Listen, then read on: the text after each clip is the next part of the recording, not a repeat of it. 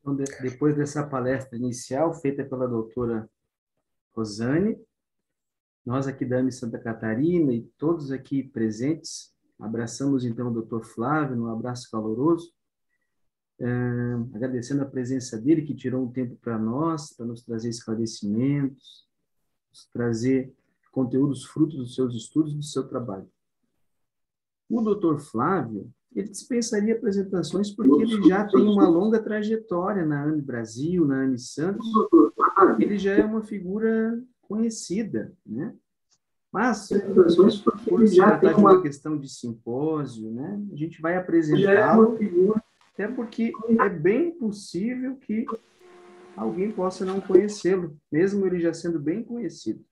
Então, uma apresentação breve sobre ele, porque se a gente fosse caracterizar toda a sua trajetória, ficaria muito longa a apresentação, né? Então, Dr. Flávio Braun Fiorda é médico psiquiatra, psicoterapeuta, é presidente da AME Santos e presidente da Sociedade Brasileira de Terapia de Vidas Passadas. Então, ele vem fazendo já um longo trabalho junto com a sua esposa, junto à AME Brasil, junto com o MEDMESPS. E eu vou tentar silenciar aqui algum áudio aqui que está, algum microfone que está nos trazendo uma interferência. E agora, então, nesses próximos 45 minutos, eu vou passar a palavra para o Dr. Flávio, e depois daí a gente encerra a gravação, a gente parte para as perguntas, e depois eu vou pedir para ele fazer a prece final. Agradecemos já a presença de todos. Por favor, mantenham os seus microfones no mudo, para não gerar interferência aqui no som, tá? E damos andamento, então, à segunda palestra da tarde com o Dr. Flávio. É com você, Dr. Flávio, a palavra é sua.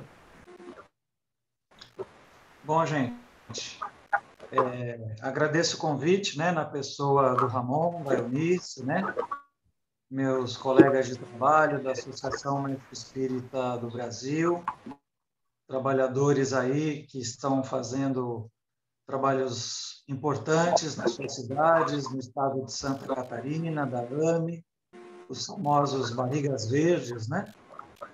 E estão aí juntando mentes, juntando corações para trazer saúde, ciência e espiritualidade aos outros colegas trabalhadores da área da saúde, para os outros pacientes que se achegam, que se aproximam até eles, né? Nas suas áreas de atendimento, em várias especialidades, renovando esperanças, renovando atitudes e aliviando as dores sempre que forem possíveis, né? Trazendo responsabilidades, renovando também a esperança no coração de cada um daqueles que os procuram. E fui convidado aí, com muita alegria, né?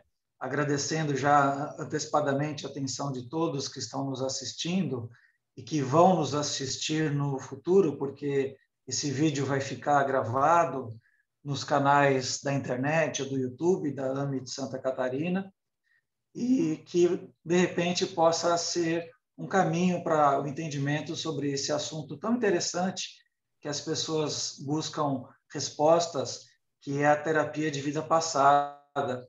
Eu vou compartilhar agora a tela com vocês aqui. Terapia de vida passada, mitos e verdades. Então, eu relembro aqui para vocês o site principal, que é da Associação Médico Espírita do Brasil, que tem muitas informações de qualidade, de bom conteúdo, de boa literatura médica, de vários colegas de trabalho de vários estados do Brasil, amebrasil.org.br, onde temos a nossa loja virtual, que vocês podem adquirir todos os nossos livros, onde temos também o canal do YouTube da AME Brasil, e particularmente agora sobre esse tema, o canal da Sociedade Brasileira de Terapia de Vida Passada, o site sbtvp.com.br, onde tem também mais informações desse tema que nós vamos abordar para vocês na tarde de hoje. Os dois principais livros de referência sobre essa temática são de uma médica psiquiatra, também espiritualista, a doutora Maria Teodora Ribeiro Guimarães. O primeiro livro que ela escreveu se chama Viajantes, Histórias que o Tempo Conta, relatos de terapia de vida passada.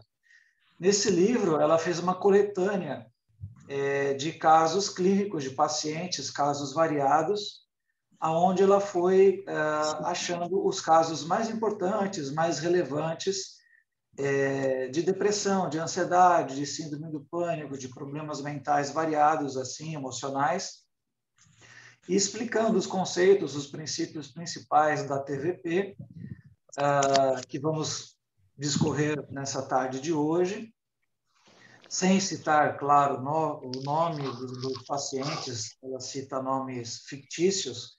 Então, ela conta qual é a dor que o paciente traz no consultório, cita algumas histórias de regressão de vidas passadas desses pacientes, o processo de resolução. O que adiantou saber de algumas coisas do passado desses pacientes para que eles pudessem viver melhor, ter mais paz de espírito na sua vida presente, na sua vida atual. Então, esse é o livro Viajantes. Outro livro da mesma autora, que se chama Tempo de Amar, A Trajetória de uma Alma. Nesse outro livro, o livro inteiro se trata de um único paciente. É a história de um rapaz, que ela deu o nome fictício de Léo, e ele sofria de bulimia. Bulimia é aquele transtorno mental, emocional, que a pessoa come, ela tem um transtorno da sua própria autoimagem, ela se vê gorda, né? Mesmo sendo muito magra, e ela provoca o próprio vômito, né? Ela come e vomita, come e vomita. Então, ela tem uma série de comorbidades, depressão associada, ansiedade, problemas de relacionamento, problemas da sua parte profissional, problemas com a sua família. Então, foi um caso muito interessante, onde esse paciente veio à sua mente detalhes importantes, tais como o nome que ele teve na sua outra encarnação, o sobrenome, a data, a cidade, o país, o lugar. Então, foi um caso muito rico em detalhes, o que não é muito frequente, realmente, mas que incitou a doutora Maria Teodora Ribeiro Guimarães a fazer esse livro. Esses dois livros podem ser adquiridos em várias livrarias do nosso país, pela internet, e também pelo site da SBTVP, que eu mostrei anteriormente para vocês, agora há pouco, no slide anterior. Então, são duas referências muito interessantes para aprofundar o estudo que nós vamos trazer hoje para vocês aqui. Aqui agora eu estou mostrando uma pesquisa um pouco antiga, do ano de 2007, do Instituto da Datafolha, que foi feita aqui no nosso país, onde foi pesquisada a temática da reencarnação. Vejam vocês, um país aí em média de, hoje, 200 milhões de habitantes, né? 2007 um pouco menos, disse que, em termos de reencarnação, 37% da população acreditam que a reencarnação existe e 18% mais ou menos acreditam pero no mucho, né? E a outra parcela não acreditava. Então, é uma parcela grande da nossa população, quase a metade. No mundo inteiro, no planeta Terra, cerca de 2/3 da população mundial acreditam que a reencarnação é uma lei natural, uma lei biológica, algo que realmente existe.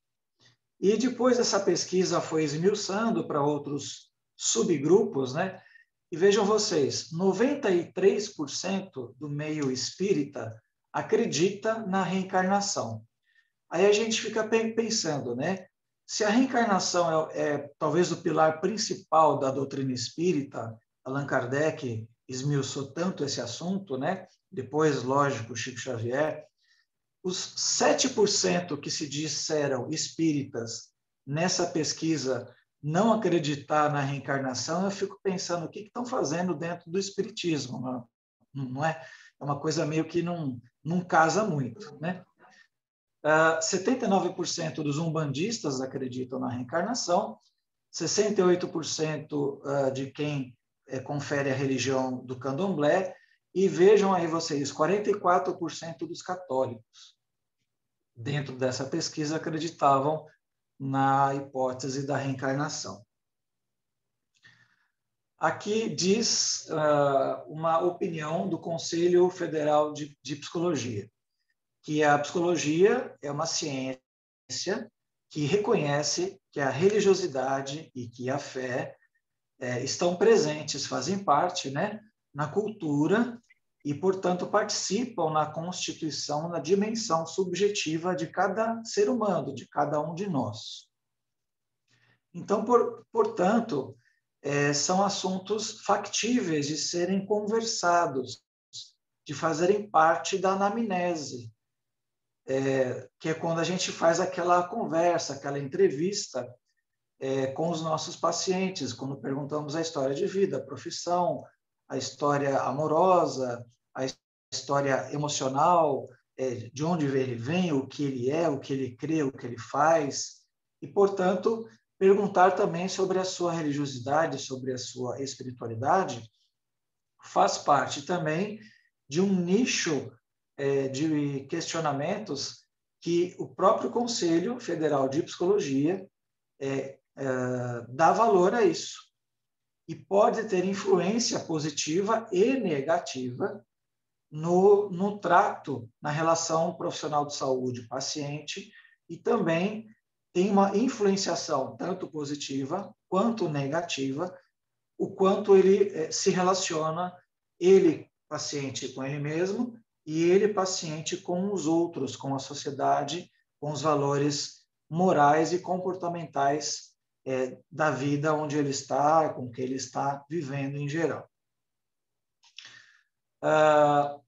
Aqui são uma pequena lista histórica, né, de pesquisadores estrangeiros da temática da reencarnação. Então, vejam vocês, nós estamos aqui num simpósio da Associação Médico Espírita do Estado de Santa Catarina.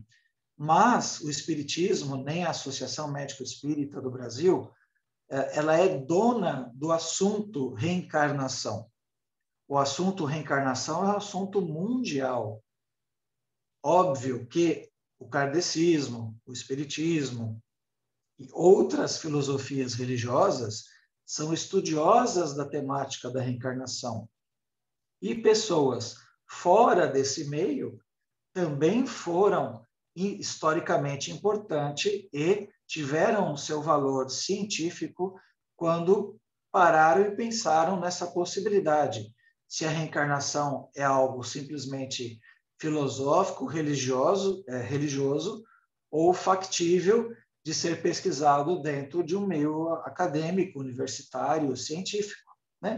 Então, citamos pessoas de valor, como Gabriel Delany, francês, todos esses pesquisadores, autores de vários livros, né? E citamos aqui o principal deles, talvez aí o principal deles de cada um desses autores, com pesquisas aqui, Gabriel Delany desde 1887, eu ainda não estava nascido nessa época, pelo menos nessa encarnação atual, né?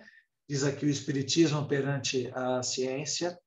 Ian Stevenson, do Canadá, onde ele cita aqui 20 casos sugestivos de reencarnação, com pesquisas iniciadas no século XX, na década de 1950. Mendra Banerjee, da Índia, Vidas Ilimitadas, pesquisas também desde as décadas de 1950. Ellen Van Ba, dos Estados Unidos, recordando vidas passadas, pessoas que tinham flashes espontâneos e com pesquisas iniciadas desde 1966. Patrick Drouot, francês, que esteve em um dos congressos, que é a SBTVP, que eu faço parte, né, que realizamos no Rio de Janeiro, no ano 2000, lá no Rio Centro, que é autor do livro Memórias de um Viajante no Tempo, com pesquisas desde a década de 70, e Morris Netterton, que consideramos o pai da terapia de vida passada, vidas passadas em terapia, também com pesquisas realizadas nos Estados Unidos, um país que não tem uma cultura reencarnacionista, como tem o Brasil, por exemplo, uma cultura tão rica pela própria obra de Chico Xavier, né? Desde a década de 1970, ele tem a coragem de falar isso lá nos Estados Unidos, que é um país predominantemente evangélico e depois católico, né?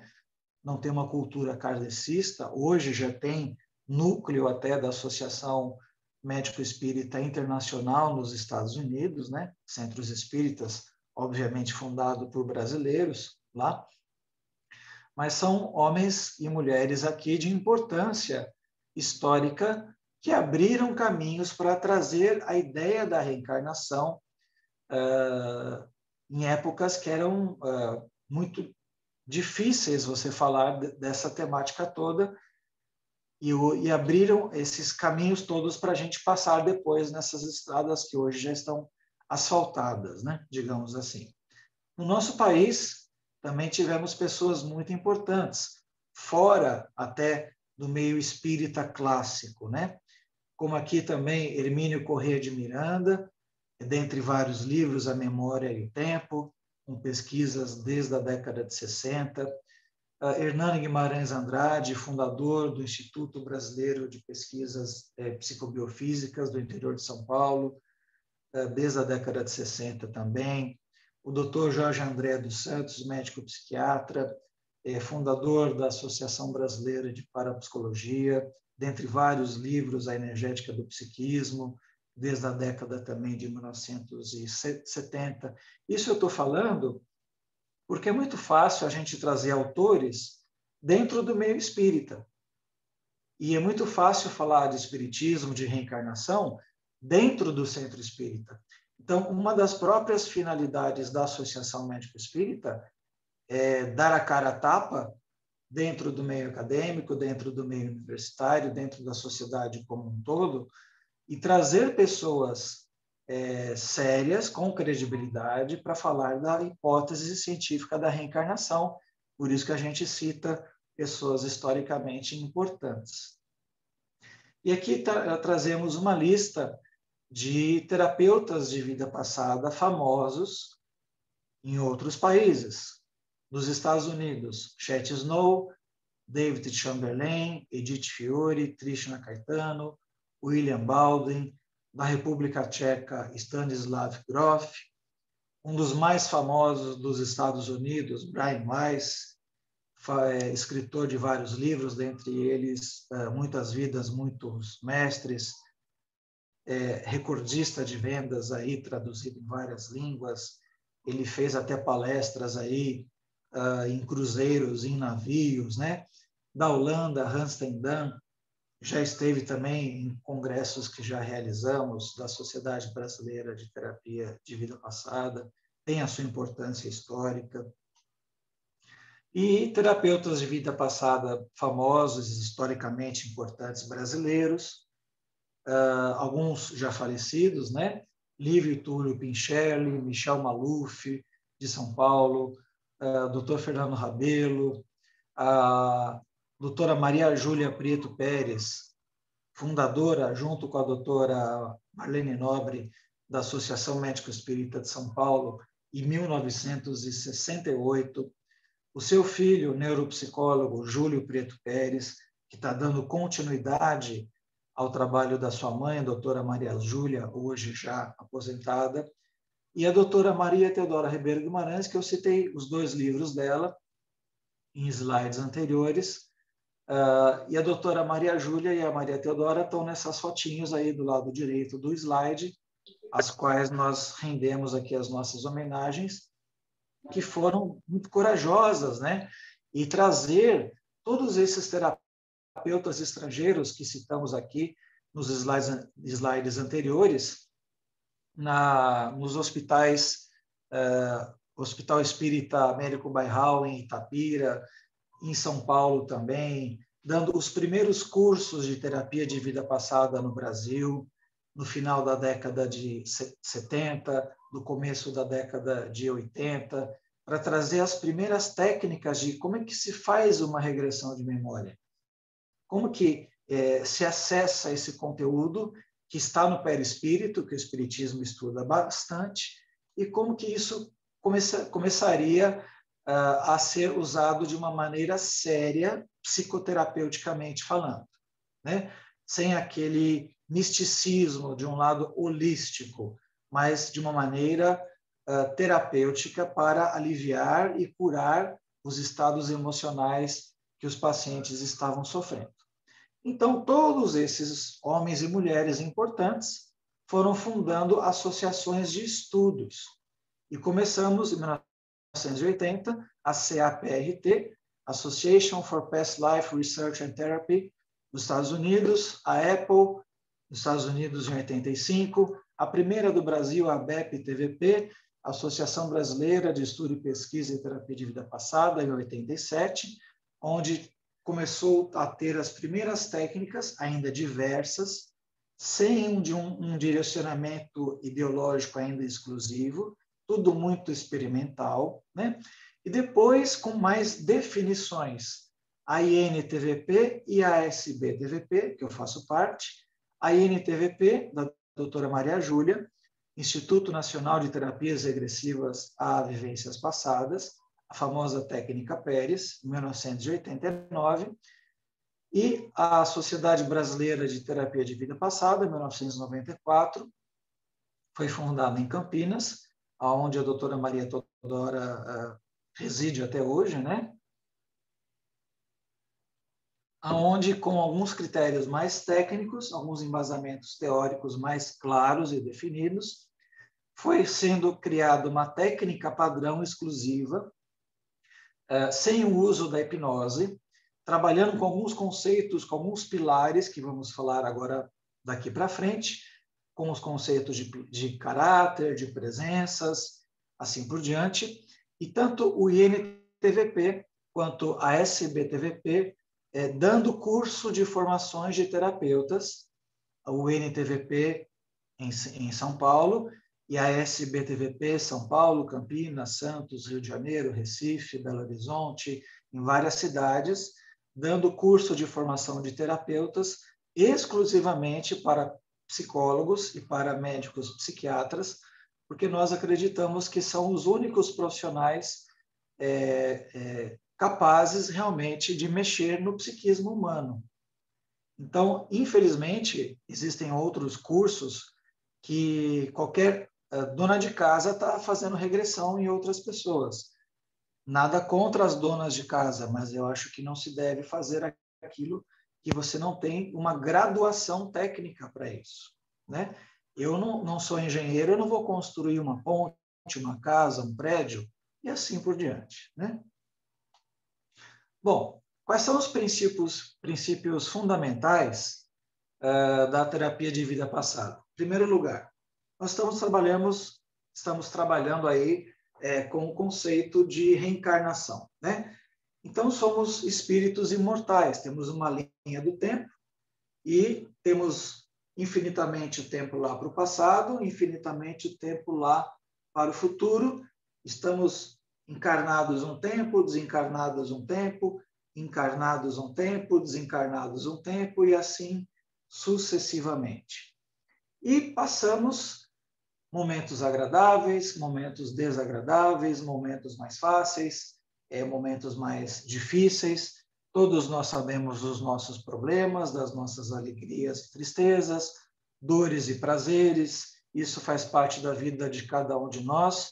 Acho que não estou contando novidade para ninguém, né? Mas esses fatos que ficaram mal resolvidos nas nossas memórias, e não na nossa memória desta vida, dessa encarnação. A gente fala na nossa memória perispiritual, essa memória que está no inconsciente, que a psicologia e que a psiquiatria tenta estudar, e vários pesquisadores bacanas, como Freud, como Jung e tantos outros aí, tentam achar caminhos para tentar trazer as respostas que a gente às vezes não tem ainda, né? e que a ciência vai evoluindo e correndo atrás, como tudo na vida precisa evoluir, né? Então, a gente parte do princípio fundamental que a gente sempre deixou alguma coisa meio mal resolvida lá para trás, na adolescência, na infância, na vida intrauterina e também nas vidas anteriores, nas vidas passadas, né? E ao longo das vidas sucessivas, a gente foi construindo um jeito de ser, que aqui nós chamamos de caráter, né? O caráter, então, seria o conjunto das características positivas e negativas que todos nós temos, que nós vamos exemplificar através das nossas qualidades, dos nossos defeitos, das nossas virtudes, das nossas características positivas ou negativas, favorecidas ou não pelo nosso meio ambiente, pelos fatores familiares, pelos fatores genéticos também, pelo livre-arbítrio que todos nós temos, mas que, de alguma maneira, é aquele nosso jeito de ser que a gente se apresenta pelas nossas máscaras, pelas nossas sombras, por aquilo que a gente se mostra para os outros. E que, no fundo, é o jeito que a gente é. Ninguém é 100% bom, ninguém é 100% mal o tempo todo. Dentre as virtudes, o ato de amar, a generosidade, a caridade, a fraternidade e assim por diante. Dentre as características negativas, o egoísmo, o orgulho, a vaidade, a intolerância, a indiferença, a inveja e assim por diante. Então, todos nós temos essas nuances, ora para um lado, ora para o outro, uns mais, outros menos, em cada um desses pilarezinhos que estamos mencionando como exemplos, tanto dos negativos quanto dos positivos. Eu posso ser mais evoluído do que outro ser humano em cada um desses outros assuntos, e cada ser humano pode ser mais evoluído do que eu em cada um desses pilarezinhos que eu mencionei agora há pouco. E ao longo das vidas sucessivas, a gente vai formando, como está aqui nesse slide, os nossos padrões e contrapadrões de comportamento. O que seria isso? Por exemplo, vamos supor que hoje eu seja uma pessoa muito estourada, muito pavio curto, muito nervosa. Eu não posso ser contrariado de jeito nenhum. Vocês conhecem, por acaso, alguém assim? É a gente mesmo? Algum familiar, algum amigo, algum parente? Né? Só para a gente parar e refletir, né? Alguém que queira sempre tudo do seu jeito. Será que não existe ninguém assim, né? Só para a gente pensar, né? Então, vamos supor que hoje eu tenha essa característica de personalidade. E eu vou querer fazer uma terapia, no nosso caso aqui, que estamos mencionando, que é o tema dessa dessa conversa nossa, terapia de vida passada, porque eu quero abrandar a minha característica de ser muito irritado, muito nervoso, de não gostar de ser contrariado de jeito nenhum. E eu vou para uma vida passada, onde eu vou descobrir que eu tive um status, eu tive um poder, eu tive uma posição onde todos me obedeciam, todas as minhas vontades eram realizadas, eu podia ser um rei na época do feudalismo, eu podia ser uma pessoa muito rica, ter vários escravos, várias pessoas que me obedeciam, mesmo que eu pedisse ou dessem ordens absurdas, etc, etc, etc. E hoje eu tenho o mesmo padrão de comportamento daquele personagem que eu descobri quando eu fiz a regressão. Então, todas as vezes que na vida presente eu me pegar parecido com esse mesmo jeito de ser, eu vou parar e pensar o porquê e para quem faria mais sentido eu manter esse mesmo padrão de comportamento. É o que está aqui embaixo escrito nesse slide. Eu vou fazer a reprogramação mental do meu autoconhecimento, do meu autocontrole e tentar fazer diferente. Então, por exemplo, quando alguém me contrariar na minha casa, no meu trabalho, no trânsito, na minha família, no meu dia a dia, quando alguém me der uma ordem, me solicitar alguma coisa, eu não vou deixar tomar mais conta de mim aquele velho personagem que eu fui, aquele reizinho, aquela pessoa cheia de poder, e vou tentar fazer diferente, fazer melhor. Eu não vou brigar, eu não vou querer bater, eu não vou querer matar, como eu já poderia ter sido lá numa outra vida. Então, eu vou tentar mudar o padrão de comportamento. Eu vou fazer aqui embaixo, como está escrito, uma reprogramação de valores, hábitos ou condutas. E o que seria o contrapadrão de comportamento? Essa mesma pessoa que é estourada, que é nervosa, que é brava, que quer tudo do seu jeito, ela faz uma outra regressão no outro dia, lá no consultório, e ela descobre que ela foi muito submissa numa outra vida passada dela. Ela foi, ao invés de ter muito poder, ela foi muito humilhada, ela foi muito arrasada, ela tinha que obedecer, ela foi um escravo, ela foi um servo, ela foi uma pessoa que apanhou demais, que sofreu demais, que realmente tinha que não ter o direito a nada, não tinha vida própria. É uma pessoa que desencarnou com muita revolta por conta de tudo isso, de tanta humilhação que ela passou. Então, aquele espírito desencarna com tanta revolta que ele resolve, após aquele desencarne de tanta humilhação, que daquele momento para frente, nunca mais ninguém iria mandá-lo nele daquele jeito. E hoje, na vida presente, ela é mandona, ela é controladora, ela é prepotente, ela quer tudo do seu jeito. Então, aquela mesma pessoa pode ter tido uma vida de muito poder numa vida passada, o 8 e 80, né? E também pode ter tido uma vida de muita submissão numa vida passada. Olha que interessante. Então, é interessante a gente analisar como a história reencarnatória do mesmo ser humano pode ter sido até, digamos, uma montanha-russa, com tantas vidas, com tantos altos e baixos, até a gente chegar no personagem que nós somos hoje. Eu sou o Flávio na vida presente. E nós trazemos essa bagagem emocional, essa carga emocional, que se explica aqui nos nossos padrões e contrapadrões de comportamento. O que significa aí essa palavra que está no slide, que está, entre aspas, as presenças? Significa o seguinte: para o Espiritismo, é a mesma coisa que obsessor. Quem está nos assistindo, que tem uma cultura espírita, entende o que é isso. Na cultura popular, significa encosto, né? Todo mundo aí já ouviu falar a mesma coisa, né? Aqui em Santos, por exemplo, no nosso país, que é multicultural, né? A gente gosta de um padre, Fábio de Mello, que fala tão bonito, que fala no nosso coração. A gente gosta de um pastor evangélico que fala tão bonito, que fala tão bem e fala ao nosso coração. No Ano Novo aí, em Florianópolis, aqui em Santos, que temos praia, o pessoal vem pular 7 ondas, jogar as flores para Iemanjá, né? Fazer os pedidos de Ano Novo, né?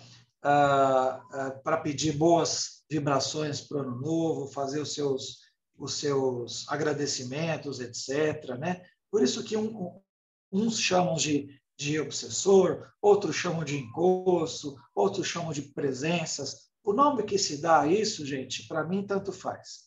É que como lá no consultório não é centro espírita, né? Lá eu atendo católico, espírita, ateu, judeu, evangélico, a gente atende tudo. Nós precisamos colocar o nome neutro até para explicar, porque nós não queremos fazer doutrinação religiosa no consultório, nem no ambulatório público de saúde, onde eu também trabalho. nós não estamos lá para fazer doutrinação religiosa, mas dar um consolo, um alívio, que é a função principal do profissional de saúde, ainda mais na área da saúde mental, né? Nós chamamos de presenças. O que são as presenças? São os nossos desafetos de vidas passadas. São aquelas pessoas cujas quais nós podemos ter deixado situações, digamos assim, mal resolvidas. São aquelas pessoas que nós podemos ser prejudicado, matado, feito coisas erradas. Aquelas pessoas, onde elas estão hoje? Ou elas já reencarnaram como nós, reencarnamos, estamos aqui no plano físico, elas podem ter reencarnado dentro da nossa própria família ou em outro núcleo familiar, e elas também já podem ter já nos perdoado de alguma coisa errada que a gente pode ter feito para ela, lá numa outra vida passada, ou elas podem também ter não nos perdoado, ter guardado uma mágoa de mim, uma raiva de mim, e de repente ter um desejo até de se vingar, de querer me atrapalhar. Por isso que chama o espiritismo de espírito obsessor, de querer obsediar, de querer, de alguma maneira, dar o troco. Mas como é que um obsessor que não reencarnou, que não me perdoou, que quer me atrapalhar, como é que ele me acha? Em Santos, no Brasil, no ano de 2021. Porque eu fiz alguma coisa errada para ele 500 anos atrás, como é que ele me acha hoje, aqui, agora? Uma das hipóteses é qual? É porque hoje talvez eu mantenha aqui agora o mesmo padrão de comportamento inadequado, errado, provavelmente de maldade, lá de 500 anos atrás, onde eu humilhava, onde eu matava, onde eu fazia coisas inadequadas, que talvez hoje eu não mate mais. Porque eu sei que na minha consciência de hoje é errado eu tirar a vida de alguém. Então, hoje eu não mato, hoje eu só fico na vontade. Né? Hoje eu paro e penso, conto até 10 e não tiro mais a vida de ninguém. Eu só fico lá pensando, mas se eu pudesse, né? Quando alguém me fecha no trânsito, você fala, olha, vai com Deus. Mais ou menos assim, né? Você fala aquele palavrão, tal, e se segura. Mas aquele ímpeto talvez ainda venha. Então, quando eu baixo a frequência vibratória, a gente brinca, né? E brincando a gente fala um pouquinho de verdade, né? Você cai um pouquinho aí e sintoniza na rádio das presenças FM e cai na sintonia. É assim que nós somos achados, falando de uma maneira simples, mas a física quântica está falando disso, né? E você, por expansão e confluência dessas consciências de hoje e do passado, que existe essa confluência de energias psíquicas atemporais entre passado e presente. E aí eu repito o padrão de comportamento. E aí vem o obsessor e fica influenciando negativamente no meu psiquismo de hoje. Porque o obsessor do passado adoraria que a minha vida presente desse errado, porque eu fiz a vida passada daquele que hoje é obsessor e foi minha vítima na minha mão lá no passado, dar errado. Ele adoraria que a minha vida do presente que desse errado. Aí fica intuindo pensamentos negativos. Olha, faz aquilo. Olha, faz aquilo outro. Dos pensamentos errados mais sutis até o pensamento errado mais grave, tipo suicídio. Tipo assim, por que você não se mata? Do pensamento errado mais simples. Por que você não rouba essa caneta lá do supermercado? Até o pensamento grave mais errado para que eu me mate, por exemplo. E tanto um quanto o outro acontece. Então, qualquer um de nós, sendo paciente, entre aspas, normal, ou paciente depressivo, ou ansioso, ou que tem transtorno obsessivo-compulsivo, ou esquizofrenia, ou paciente psicopata, ou paciente que tenha qualquer neurose obsessiva, dentro da área do espectro da saúde mental, com certeza tem influência negativa obsessiva do ponto de vista espiritual. Toda situação psiquiátrica tem algum componente espiritual. Mas, como diz o Dr. Roberto Lúcio, que vai falar no evento hoje à noite, não percam hoje à noite, né? Psiquiatra, Dr. Roberto Lúcio Vieira de Souza, nosso grande amigo da Associação Médico Espírita de Minas Gerais. Eu aprendo muito com ele. Ele fala o seguinte, que todo transtorno psiquiátrico tem uma situação espiritual, mas nem toda situação espiritual vai gerar um transtorno psiquiátrico. Não percam a palestra dele hoje à noite, vale muito a pena assistir. Então, as presenças aparecem também, às vezes, na regressão de terapia de vida passada. Muito interessante. O próprio paciente, durante a regressão, fala, oi, estou vendo alguém aqui agora. E não é necessariamente paciente que tem mediunidade. É muito interessante essas histórias também. Outro princípio fundamental na terapia de vida passada é o conceito da morte. Porque durante a regressão, no consultório, a gente vai saber como que aquela vida passada acabou.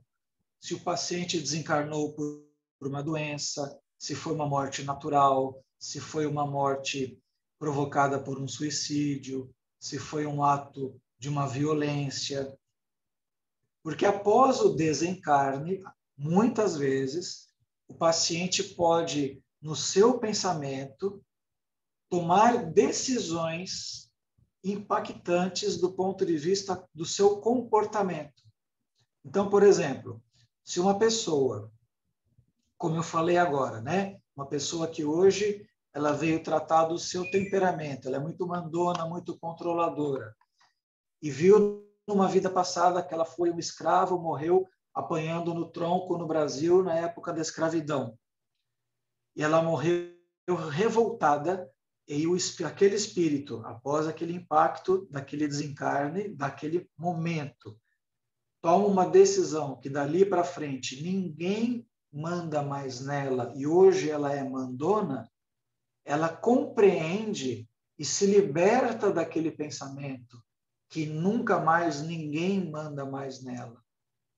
Por isso que o impacto emocional é importante para aquele espírito daquilo que ele quer ou não quer mais para ele mesmo, dali para frente até para uma próxima vida. E qual é a próxima vida? A vida de hoje, a vida que eu estou aqui agora no século XXI. Tudo isso para ajudar o quê? A reprogramação, para que eu possa me separar do meu passado, devolvendo aos personagens o que vem do passado, e eu vivendo com a leveza que eu possa ter para o meu presente, para o meu aqui e agora. Por isso que a regressão não é uma mágica, é um processo de psicoterapia, que são consultas quinzenais, que vai durar alguns meses. A terapia de vida passada não cura tudo. E um outro conceito fundamental aqui é a questão do ectoplasma, que tem a ver com ansiedade, com síndrome do pânico, transtornos de somatização, que aí seria um assunto até à parte que a gente poderia discorrer num outro momento. Ok? Indo aqui para frente, né? O que a gente precisa dizer também para quem está nos assistindo? Nós nunca vamos fazer a terapia de vida passada só por curiosidade. Eu quero saber se eu fui o Dom Pedro II, se eu fui a Cleópatra, se eu fui o rei não sei das quantas, se eu fui o meu avô, se eu fui o meu bisavô, por que eu não me dou bem com a minha sogra, etc, etc. Não. Sempre tem que ser uma finalidade psicoterapêutica de fundo emocional. Nunca de fundo fútil. Tem que ser de fundo útil. E a pessoa tem que querer fazer o tratamento. Não adianta a mãe trazer o filho na marra para fazer terapia nenhuma. Não adianta o cônjuge trazer o seu parceiro ou parceira na marra para fazer terapia. Nenhuma terapia, nem a TVP, flui quando o parceiro, o pai ou a mãe quer trazer o seu parente na marra para fazer terapia. Ela tem que querer fazer terapia. Na terapia de vida passada é a mesma coisa. Não abandonar a terapia. A gente vai ver se é caso para fazer terapia de vida passada ou não. Às vezes, o paciente tem que fazer terapia da vida presente, fazer terapia convencional, terapia cognitiva comportamental, psicanálise e tantas outras abordagens que a psicologia oferece. Às vezes a pessoa está passando por um luto, às vezes a pessoa está passando por uma separação conjugal, às vezes a pessoa tem uma causa desta vida a ser resolvida, não é de vida passada. Então, para isso, a gente vai fazer uma consulta médica primeiro, para ver o que está acontecendo, aplicar uns testes prévios, fazer uma anamnese, uma entrevista, para ver se é indicação de fazer. Quais as principais indicações? Fobias, depressões mal resolvidas, ansiedades, toque, síndrome do pânico, problemas de humor, de relacionamento, de temperamento, problemas de caráter, que podem ser modificados com a terapia de vida passada, mas dependendo do grau de entendimento, de maturidade que a pessoa está naquela fase, naquele momento que a pessoa está passando. Quais as principais contraindicações? Como eu disse aqui em cima, a curiosidade, não fazer à toa, é como se fosse uma cirurgia. Eu quero fazer uma cirurgia para abrir o meu estômago. Mas espera lá, o que está acontecendo? Você está com dor de estômago? Você tem gastrite? Você tem tosse com sangue? Você tem fezes com sangue? O que está acontecendo com o seu sistema gastrointestinal? Vamos conversar antes de fazer a cirurgia. Nas devidas proporções, é isso. A gente evita fazer regressão em mulheres grávidas, não fazemos regressão em casos de surto psicótico, não fazemos regressão em pacientes que estão sob efeito de álcool ou de drogas, né? A pessoa tem que estar lúcida, consciente, orientada, tudo com a sua consciência plena, né? E fazemos uma ficha de indução, né? É como se a gente abrisse uma chave para viajar no tempo, abrir esse inconsciente e, a partir daí, irmos ao passado, como se fizéssemos uma pesquisa pelo Google, digamos assim, e localizássemos as origens e trazermos do inconsciente para o consciente aquilo que a pessoa teria necessidade de relembrar e de saber, né? Então, o que a pessoa vai saber das vidas passadas? Ela vai saber o que ela precisa e o que ela suporta. O que a gente já foi ou já fez em vidas passadas? A gente pode ter sido homem, pode ter sido mulher, negro, branco, índio, japonês, rico, pobre, gordo, magro. Já podemos ter feito coisas certas, coisas erradas, coisas bonitas, coisas feias, coisas que hoje a gente não faria mais, mas já possa ter feito. E você só vai saber o que precisa e o que suporta. O paciente não vai ficar preso no passado, ok? E sempre trabalhamos com terapia de apoio. Conversamos o tempo todo. Antes da regressão, durante a regressão. As consultas são quinzenais. Algumas consultas a gente não vai fazer a regressão, só vai conversar. E o inconsciente comanda tudo, ou seja, você só vai saber o que precisa e o que suporta. E tem uma pesquisa muito interessante, né, que alguns pacientes perguntam assim: tudo que eu estou falando, né, será que não é uma ideia fantasiosa? E o neuropsicólogo Júlio Prieto Pérez fez uma pesquisa muito interessante para ver que áreas do cérebro ficam mais ou menos ativadas durante e após a regressão da memória do paciente, né? E ele relatou, através de exames de imagem, que a área do hipocampo, que está ligada a memórias e às emoções, é que fica mais ativada essa área em vermelhinho aí que está aparecendo após a regressão, e não a área da imaginação ou da criatividade, ou seja, tudo que o paciente está falando tem algum fundo de verdade que está ligado a ela mesma e alguma coisa aí ligada a um certo passado, seja desta vida ou de uma vida realmente anterior. Coisas importantes a serem ditas, né? Nós não vamos reconhecer ninguém da nossa família da vida presente quando fazemos as regressões. Eu não vou saber nada da minha mãe, nada do meu pai, nada do meu marido, nada do meu filho. Eu só vou saber coisas minhas. O que eu fui, o que eu fiz, o que eu passei, o que eu vivi. Justamente para não piorar relacionamentos presentes atuais. E vou saber, a cada sessão de regressão, uma vida passada inteira. Como se a gente visse um resumo de uma vida. A regressão dura em torno de 40 a 45 minutos. Então, se você viveu numa vida passada, sei lá, 80, 90 anos, você vai saber o seu inconsciente, ele vai resumir aqueles 80, 90 anos em 40 a 45 minutos, como se a gente visse as cenas mais importantes daquela vida, daquela história. Então, primeiro você vai saber uma vida passada, sei lá, que foi no século XV, depois você vai saber uma vida passada que foi no século XVIII, depois você vai saber uma vida passada que foi no século IV. Então, não tem um aspecto cronológico. Você vai saber uma vida passada, aquela que tem a necessidade que você tem de saber naquele dia da sua consulta. Não importa se é antes ou depois daquela que veio primeiro.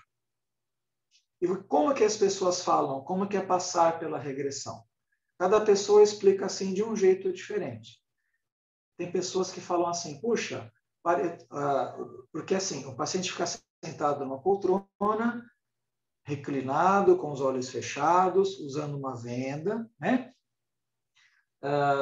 Num ambiente tranquilo, silencioso, agradável, né? Tranquilo mesmo, e lúcido, sem hipnose. A pessoa está acordada, sob controle, o tempo todo. E as pessoas falam que parece um filminho passando na sua mente, como se fosse, digamos assim, uma tela de cinema que se abre na sua tela mental. Então, tem paciente que fala, olha, eu estou em tal lugar, estou usando tal roupa, estou em tal ambiente, vai acontecer tal coisa. Tem paciente que chora, fica emocionado. Tem paciente que passa de uma maneira mais neutra. Tem paciente que entra, assim, mais vivamente no personagem que ela foi lá da outra vida. Tem paciente que passa de uma maneira mais neutra, mais afastada. Então, cada um passa de um jeito, o jeito que o seu inconsciente acha que é o melhor para ela naquele momento, naquele dia. E quais são os principais papéis vivenciados, né, que o paciente foi em vidas passadas? Como eu disse, a gente já pode ter sido qualquer coisa, né? Mas ou a gente foi vítima, quando a gente sofreu na mão de alguém, ou a gente só observou a vida, foi mais neutro, não foi nem tão bonzinho, nem tão malzinho, ou a gente foi algoz, quando a gente fez alguém sofrer nas nossas mãos. Isso também pode ter sido possível. Só que ninguém gosta de saber que foi algoz, né? As pessoas gostam de saber que foram mais vítimas realmente do que algozes. Mas a gente precisa saber do que foi mais necessário, até para se curar, para viver a vida presente melhor. Aqui é o esqueminha, né? Do diagrama da terapia de vida passada. Essa linha aqui no meio, na horizontal em branco, é a linha do tempo, infinita lá para trás, infinita lá para frente. Não sei se dá para ver aqui, eu estou apontando o meu apontador, a setinha é hoje, 2021, onde temos os nossos problemas aqui, o nosso momento presente.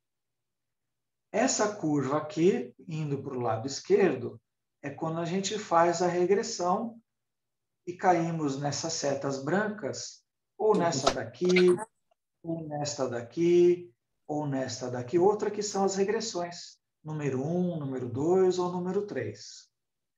Essa linha branca aqui na vertical no meio é a barreira de memória, o nosso consciente, onde nós abrimos aqui uma janelinha nessa barreira de memória com a técnica que a gente utiliza. E todos esses pontinhos vermelhos são as cargas emocionais reprimidas que trazemos aí do nosso passado, que estão lá no nosso inconsciente e que a gente abre aqui e deixa vir à tona a liberação desses conteúdos, né? Essa abertura provocada com a indução, pela ficha de indução, e a gente passa a saber do que fomos ou fizemos aí na vida passada. E aqui, durante a nossa gestação, nossa primeira infância, é a fase de elos, a fase de ligação com o nosso passado.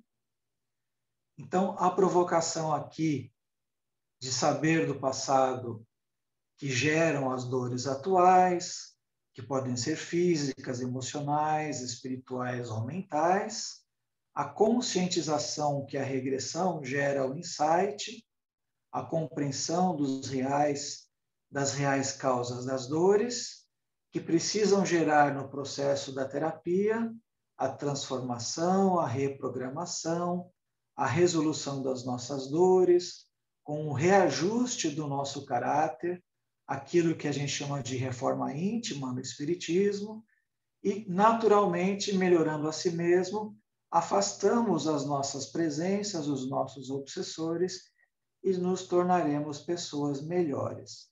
Então, bem resumidamente, a reprogramação é isso. Embora não podemos voltar para trás e fazer o novo fim, a gente pode voltar aqui para frente e fazer um novo recomeço. Essa famosa frase de Chico Xavier. Aprender com o passado para melhorar o presente e programar o futuro para ir para frente com uma carga mais leve, abrindo mão de alguma coisa que a gente chama a melhora do nosso caráter, para ter mais paz e para ser mais felizes, abrindo mão de algumas coisas para a mochila ficar mais leve e irmos um pouquinho mais para frente. Opa! O Ministério da Reencarnação adverte: ser mal pode causar um karma ruim. É a lei de ação e reação, causa e efeito, colheita e semeadura. É o que a gente tenta aprender, principalmente nas obras de Chico Xavier, André Luiz, né? É o que a gente para e pensa, né? O que aconteceu lá atrás? A gente entende como karma como programação reencarnatória. Geralmente a gente fala, nossa, minha sogra é meu karma, né? Mas geralmente, às vezes, a sogra é a tua salvação, né, meu amigo? É uma programação de vida a tua própria família. Nada é por acaso. Aqui a depressão Roberto Lúcio vai falar um pouquinho mais à noite, eu vou pular esse slide aqui.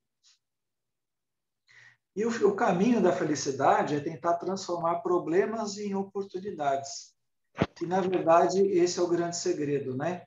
Reclamar um pouquinho menos e, de repente, agradecer um pouquinho mais, descansar mais no próprio Cristo, descansar mais em Deus, aprender mais a entender o porquê e o para quê das coisas, que é aquilo que a gente está passando, orar mais pelos outros, vigiar mais a si mesmo, né?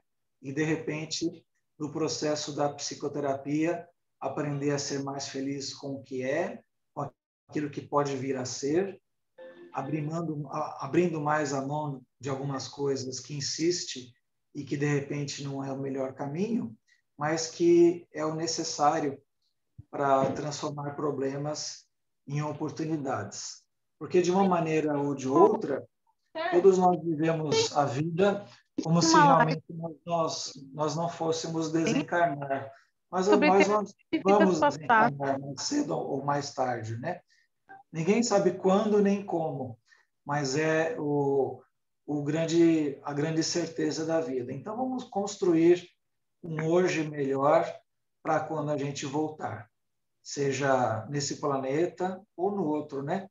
Nessa transição planetária que a gente está tentando passar aqui, aprendendo, até com a pandemia, que estamos aqui aprendendo tantas coisas, né? Então, relembrando aqui, eu vou encerrando para dar espaço aqui para alguém quiser, estou à disposição para a gente conversar mais um pouquinho. Fica a sugestão do livro Viajantes e Tempo de Amar, da Maria Teodora Ribeiro Guimarães, que pode ser adquirido pelo site da sbtvp.com.br e visitem o site da amebrasil.org.br, tem um canal do YouTube, Ame Brasil, tem palestras lá maravilhosas. Vocês podem também aprender muitas coisas legais, muitas coisas interessantes. Acho que sim. E valem como aprendizado para a gente não deixar o nosso tempo ocioso aqui nessa encarnação.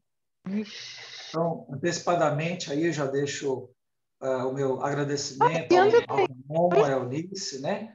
A todos que estão nos assistindo aqui ao vivo e a todos que vão assistir, porque a palestra vai ficar no YouTube, na nuvem, para sempre, né? E eu agradeço a atenção de todos vocês. Muito obrigado.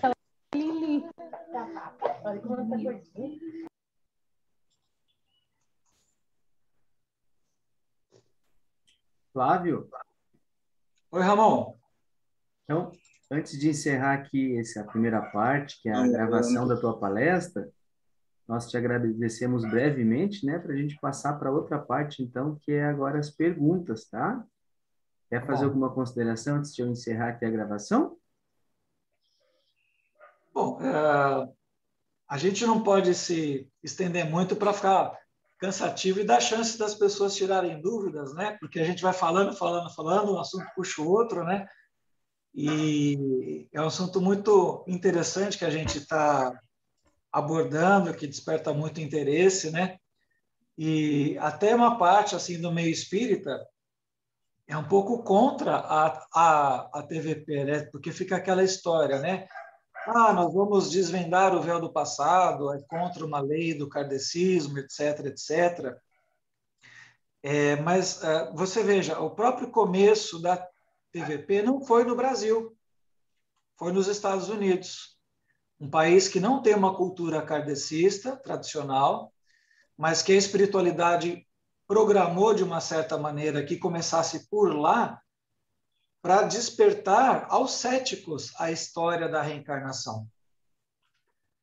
Porque acho que se começasse por aqui não tivesse talvez tanta credibilidade, né? Parece que a gente dá mais valor quando as coisas começam fora do Brasil do que no nosso próprio país, né? Então, começou por médicos europeus, médicos americanos, para depois médicos brasileiros juntarem esses profissionais aqui no nosso país, né? Depois juntou com a doutora Marlene Nobre, a doutora Maria Júlia, a doutora Maria Teodora, lembrando que a doutora Marlene Nobre fez medicina lá em Uberaba, conhecia o Chico Xavier desde mocinha, né?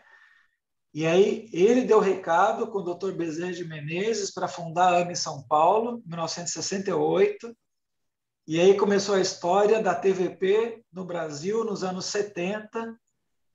Então, você vê que tem todo um planejamento que a gente nem imagina, né? É muito interessante esses bastidores espirituais de tudo isso, né?